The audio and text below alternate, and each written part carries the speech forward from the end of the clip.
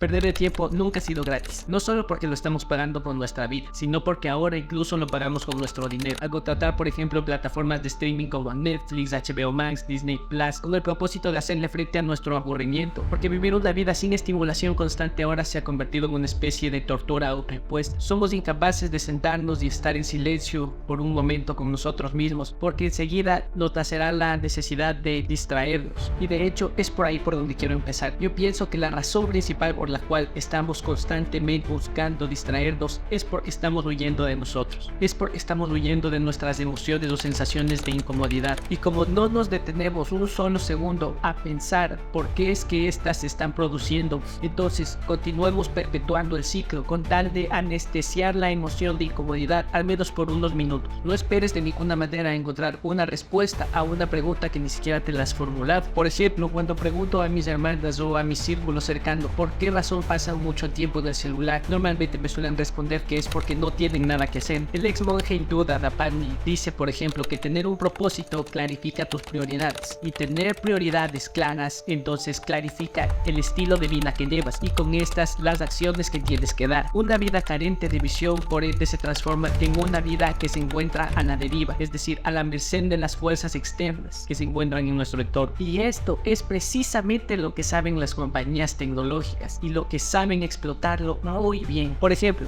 la capitalización de aplicaciones de Meta como Facebook, WhatsApp e Instagram es de 800 millones de dólares, mientras que la de TikTok es de 220 millones, o eso es lo que se registra en datos del 2022. ¿Creen ustedes realmente que empresas de tanto éxito, con tanta capitalización, pueden dejar a la suerte y el comportamiento de las personas? No, en realidad no, tienen que hacer todo lo posible para mantenerlas enganchadas y que sigan consumiendo el contenido que se transmite en estas. Nada de esto es dejado a la suerte, muchachos. ¿Alguna vez se han preguntado cómo es que estas aplicaciones que son supuestamente gratuitas generan dinero? ¿Cómo es que algo que es gratis puede llegar a generar tantos millones de dólares? La respuesta se encuentra en que monetizan tu atención a través de introducirte anuncios de manera estratégica para que tú lo abandones las plataformas inmediatamente, y además generan ciclos de recompensa a través de los me gusta, los comentarios, la cantidad de seguidores que tienes en una red social, manteniéndote siempre enganchado a la expectativa de qué es lo que puede llegar a suceder después de que tú realices una publicación, algo a lo que se le conoce como recompensas variables y que es utilizado en varios casinos de Las Vegas, por ejemplo. Explotan nuestras vulnerabilidades humanas de manera tan inteligente y tan sutil que en la mayoría de los casos somos incapaces de siquiera notarlo. Todo esto nos ofrece la promesa de llegarnos a sentir bien con nosotros mismos, de aliviar el dolor que estamos experimentando respecto a nuestra carencia de visión, pero paradójicamente, mientras más placer sintamos a corto plazo, menos duradero será, y esto tiene una razón de ser que está relacionado con cómo funciona nuestro sistema de recompensas. Para ello tenemos que saber que uno de los principales neurotransmisores dentro de este es la dopamina. Aunque por mucho tiempo se pensaba que esta era la encargada directa de hacernos sentir placer derivado de cualquier actividad, ahora sabemos que más bien está relacionado con el deseo que sentimos previo a realizar alguna actividad. En palabras de Anna Lemke, que es la autora del libro Generación Dopamina, la dopamina se encarga más de hacernos desear que disfrutar. De hecho, para medir el potencial aditivo de alguna sustancia o algún comportamiento, se utiliza la dopamina como indicador.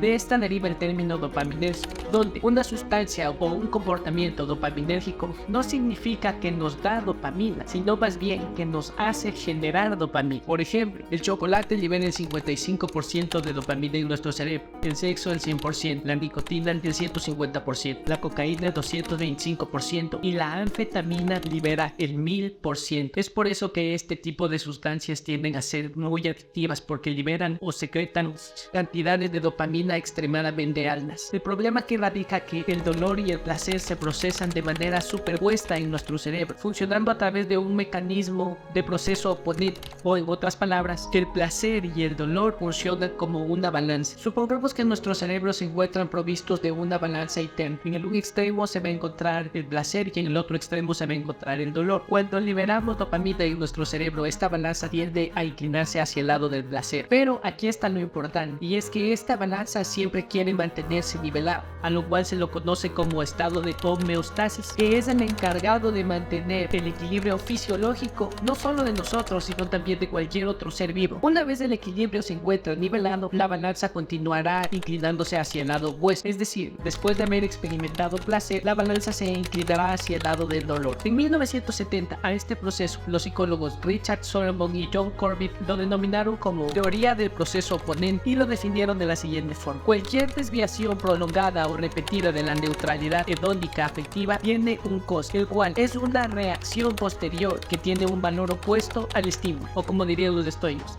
si no es valioso, el placer es efímero y el dolor perdura, pero si es que es valioso, entonces el dolor es efímero y el placer perdura. El kit de la cuestión radica en que al ser humano le gusta recrear los estímulos que le hicieron sentir bien en un inicio, y esto es lo que nos conlleva a repetir nuestros comportamientos. Sin embargo, la exposición repetida a un estímulo que nos generó placer en un inicio hace que en nuestra balanza la presión inicial que generó esta reacción se vuelva más débil y efímera, mientras que debido al proceso de homeostasis, la respuesta en el lado del dolor va a ser más fuerte y prolongada. La repetición hace que necesitemos una mayor cantidad de nuestra droga preferida para sentir el mismo efecto que en un inicio. A este fenómeno es al que se lo conoce como tolerancia, y como dije previamente, a medida que aumenta nuestra tolerancia hacia el placer, nuestra sensibilidad hacia el dolor también lo hace, es decir, que te vas a volver una persona más susceptible a sentir dolor que a sentir placer. La paradoja del hedonismo es que esta conduce a la ahedonia, que es la incapacidad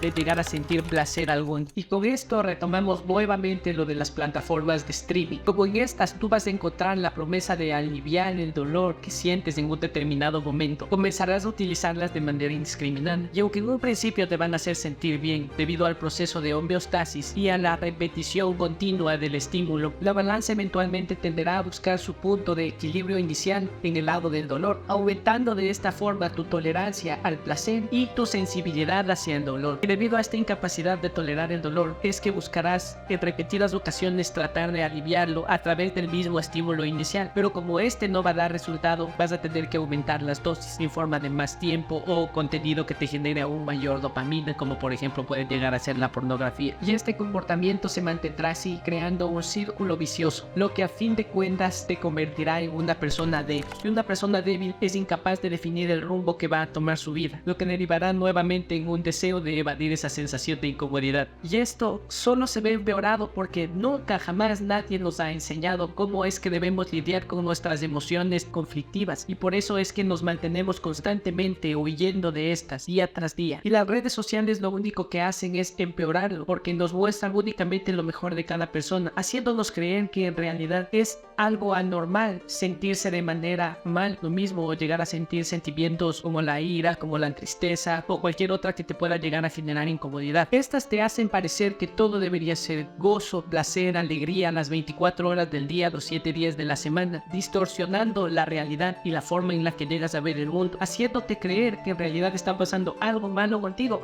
cuando en realidad es totalmente lo opuesto. Este tipo de comportamiento es el anormal. Llegarse a sentir mal con uno mismo, o llegarse a sentir o no llegarse a sentir bien todos los días con uno mismo, es parte de nuestra naturaleza humana. Y esto, como lo dije previamente, es debido al proceso de homeostasis, porque nuestros estados internos siempre están tratando de mantenerse en equilibrio. Pero por favor, no me vayan a malinterpretar, no tengo absolutamente nada en contra con este tipo de plataformas de streaming, con YouTube o con las redes sociales. En realidad son simplemente una herramienta. El problema radica en cómo nosotros estamos utilizando esas herramientas, lo que me conlleva al siguiente punto: ¿cuáles son las consecuencias de no dominar nuestros deseos o nuestros impulsos? ¿Y cuáles son los beneficios de hacerlo? En este video abordaré dos razones que pienso que son las más importantes por las cuales uno debe aspirar a dominar este tipo de impulsos o deseos nocivos. La primera razón por la que pienso que esto es importante es porque de esta forma podemos llegar a ser libres, porque de esta forma dejamos de ser esclavos de nuestros propios deseos. Deja de creer que hacer lo que te plazca, cuando te plazca, donde te plazca, es libertad. Es esclavitud. Eso no es libertad. ¿Pero a qué me refiero con esclavitud o con ser un esclavo de nuestros deseos o impulsos?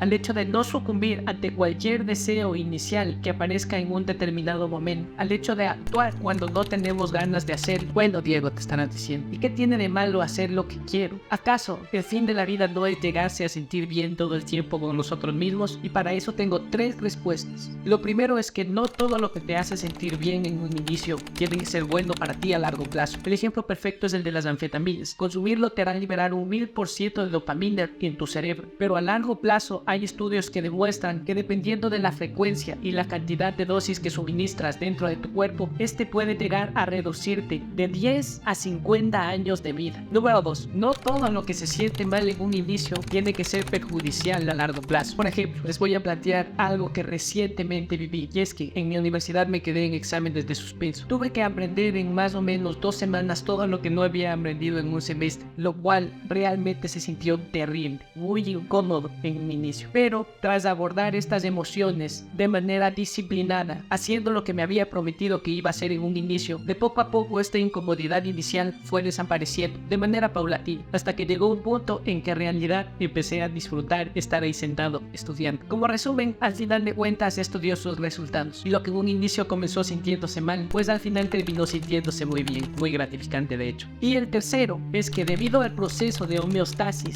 ningún placer va a ser duradero, todos van a ser efímeros, pero lo opuesto también es verdad, ningún dolor va a ser duradero, igualmente van a ser efímeros. Así que empujar la balanza hacia el lado del dolor también nos terminará haciendo sentir un placer más prolongado y más fuerte, lo que me conduce a concluir que las dificultades tienen su razón de ser y que buscar únicamente el camino fácil no nos conducirá realmente a ningún lado, o no al menos a uno del cual podamos sentirnos orgullosos. Ahora bien, la segunda razón, y para mí la principal, por la cual deberíamos buscar dominar nuestros deseos o nuestros impulsos, está íntimamente relacionada con la primera. Porque si es que entendieras lo que te voy a decir, seguramente te diera incluso hasta miedo de desperdiciar tu tiempo haciendo cosas que no son valiosas para ti. Y esto es que todos vamos a morir, tienes una vida finita. Marco Aurelio nos dice en Meditaciones: no actúes como si fueras a vivir 10.000 años, tu destino pende de un hilo, sé bueno ahora. Para mí, una de las razones por las cuales uno no establece sus prioridades o no le da la importancia necesaria a establecerlas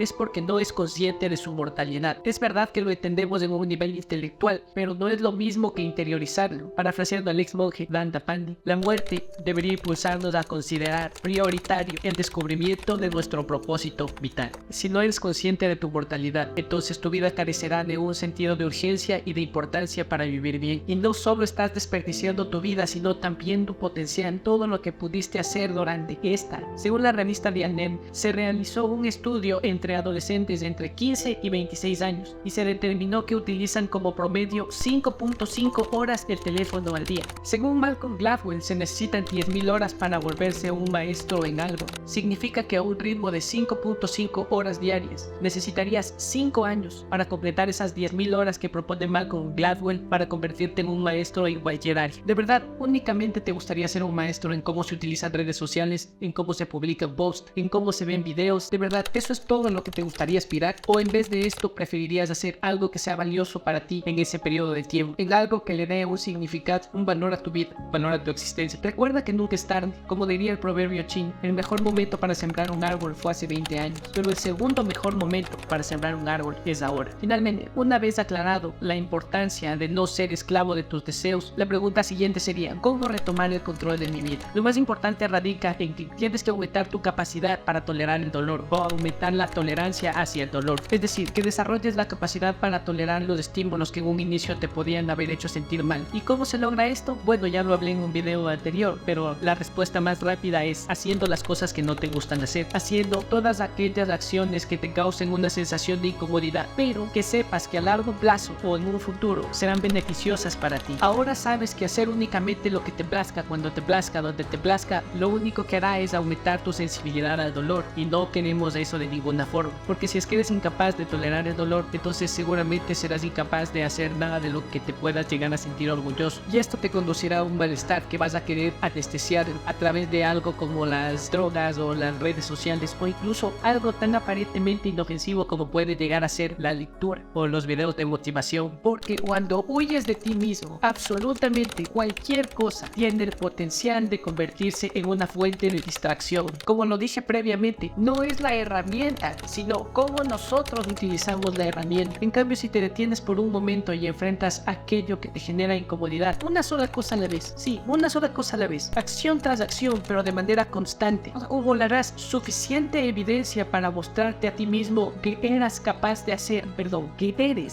hacer aquello que en un inicio no creías que era posible. Así que ahora tienes tienes que buscar la forma de integrar este conocimiento a las acciones cotidianas, porque al fin y al cabo recuerda que no eres lo que dices, eres lo que haces. Y para esto te propongo lo siguiente, que te comprometas durante un periodo de 30 días seguidos a hacer algo que te resulte difícil. ¿Por qué 30 días? Según Anna Lemke, ese es el tiempo mínimo que necesitamos para poder tomar distancia de nuestros estímulos y también para sentir algún resultado palpable. Y una vez tomando distancia de nuestros estímulos, realmente podemos empezar a decidir utilizando nuestra razón. Bueno, pero si quieres hacerlo un poco más difícil, te recomiendo lo que yo hice, pero esto queda a tu elección, y es hacerlo no por 30 días, sino por 64. Bueno, y yo sé que en este punto muchos dirán, bueno Diego, pero estás loco, 30 días son mucho tiempo, yo no lo puedo hacer. Míralo de esta forma, si es que eres lo suficientemente afortunado y el destino lo permite, después de esos 30 días tú seguirás existiendo. Esos 30 días van a pasar sí o sí, y tú con ellos. En este tiempo vas a tener la oportunidad de hacer que algo pase o de dejar que las cosas pasen. Si quieres que algo pase, pues entonces vas a necesitar actuar de manera consciente, mientras que si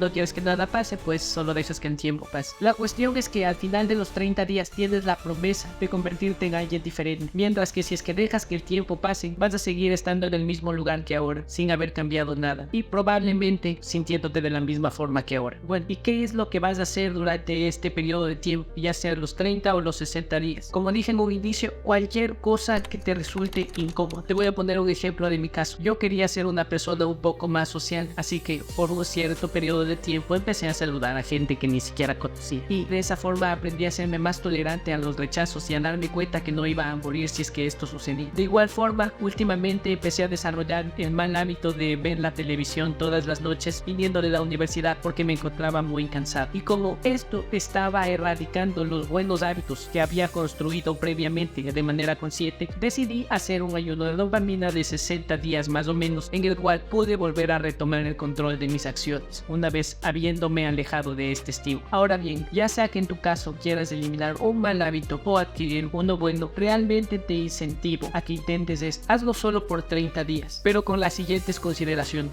Si lo que realmente quieres es adquirir un nuevo comportamiento, pues lo que realmente te recomiendo es que hagas algo que te incomode, pero que no sea demasiado incómodo, y por un periodo de tiempo que lo puedas mantener. Por ejemplo, cuando te dije que quería ser una persona más social, saludaba a la gente en un inicio durante un intervalo de tiempo que podía ser de 6 a 8 de la mañana, que normalmente era la hora a la que salía a correr o a pasearle a mi perro. En tu caso puedes hacer algo parecido, ponerte un intervalo de tiempo y hacer esa actividad que deseas hacer. Mientras que si es que lo que deseas es erradicar un comportamiento o un mal hábito que tienes, lo que te recomiendo es que practiques una abstinencia total de esto. Por ejemplo, si lo que deseas es dejar de consumir compulsivamente contenido en redes sociales, lo que te recomiendo es que te abstengas de hacerlo completamente las 24 horas del día durante un periodo de tiempo de 30 o de los 60 días que te acabo de decir. Y una vez hecho esto, puedes retomar este comportamiento, pero con ciertas limitaciones que tú mismo te las puedes poner. Por ejemplo, en mi caso, después de haber hecho el ayuno de dopamina, ahora utilizo mi celular para comunicarme únicamente a través de WhatsApp por alrededor de 20 minutos al día. No lo utilizo más. Y en lo que se refiere a otras redes sociales, ni siquiera las tengo, o las que las tengo únicamente las utilizo para subir este tipo de contenido que estoy grabando este momento, pero de ahí ni siquiera las abro. Ahora, no tienes que llegar a ser tan estricto como yo, pero estas acciones que yo tomo es porque están apuntando hacia un objetivo que tengo. No tienes por qué dar las mismas, las exactas acciones que yo estoy dando, si es que esas no están concorde a tu visión. Te garantizo de verdad que después de hacer este experimento no vas a ser el mismo. Y finalmente, antes de terminar, quiero hacer énfasis en algo muy importante, y es que no te engañes pensando que por más conocimiento que adquieras te conviertes en una mejor persona. Este tipo de contenido realmente no sirve de nada si es que no lo pones en práctica. Es verdad, el conocimiento o el aprendizaje intelectual es importante, de hecho es nuestro punto de partida, pero este no se convierte en un aprendizaje real si es que no está acompañado de la práctica. Como dirían los yogis, 1 gramo de práctica pesa más que 1 kilogramo de teoría. Puedo ponerme aquí todo el día a decirte lo que vas a sentir, pero en realidad no sirve de nada porque no lo has experimentado tú mismo. Entonces no sabrás a través de tu experiencia si es que lo que te digo es verdad o es mentira. Marco Aurelio se instaba en sus meditaciones a deshacerse de los libros y a salir a vivir, porque entendía que sí, el conocimiento es importante, pero la práctica tal vez no es más. Así que finalmente ustedes son los que tienen la última palabra, y si es que deciden que este contenido únicamente les sirva como una fuente de entretenimiento, contenido o que les aporte realmente algo de valor a su vida, que es lo que estoy tratando de hacer con esto. Bueno, y finalmente muchas gracias a todos los que llegaron hasta este punto del video. Estuve ausente bastante tiempo, ahora me comprometo a subir contenido un poco más frecuente o tan frecuente como me sea posible. Espero que lo hayan disfrutado. Tuve que leerme 2 libros del tema para poder tener bases sólidas y darles algo que les pueda realmente servir. Si se quieren saber cuáles son, pues fueron estos 2. Si es que les interesa leerlo por ustedes mismos, les dejaré el nombre de esto en la descripción, e igualmente las fuentes que consulté para realizar este video pueden encontrarlas aquí abajo. Muchas gracias por haberse tomado el tiempo, que es lo más valioso que tenemos para ver este video. Nuevamente espero que lo hayan disfrutado y nos vemos en el siguiente. Adiós.